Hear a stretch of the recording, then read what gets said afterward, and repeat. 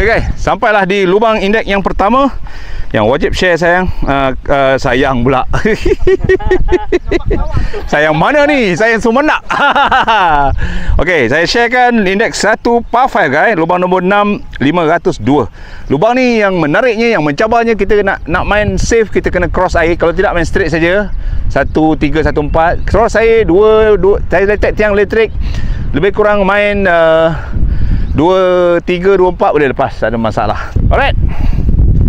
Tengok boleh tak saya pukul dengan baik. Saya tag bunker sebelah depan tu, pokok tiang elektrik guys.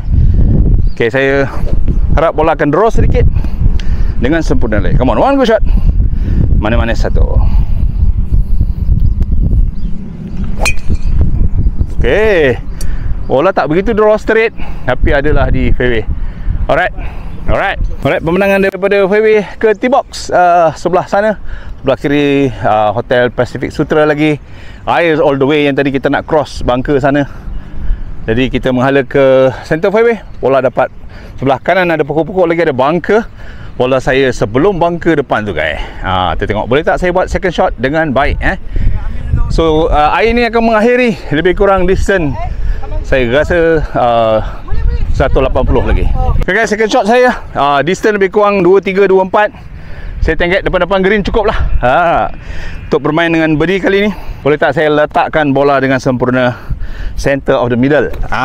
Kembali, saya pukul 3 wood. Saya harap balance less than 50. Kembali, one good shot. Mana-mana satu. Yeah, center. Come on. Okay. Right. Alright, ini bola saya menghampiri green guys.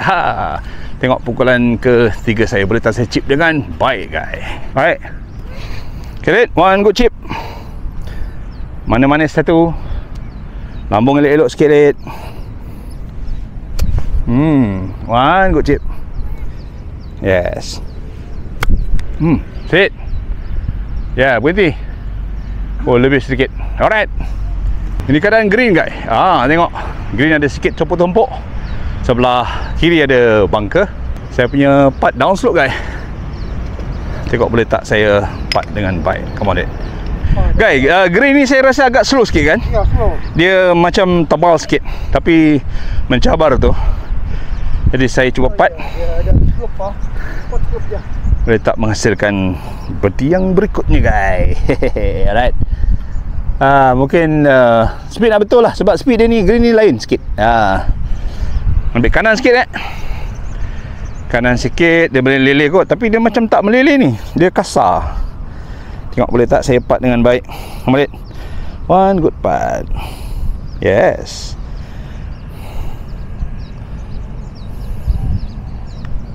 Yeah, come on baby, come on, yeah. Oh. Jadilah kita tetap cuba straight form saja. Putt for par. Weh, tertutup. Aduh, hai, bugi hai. Aduh. Main-main lah.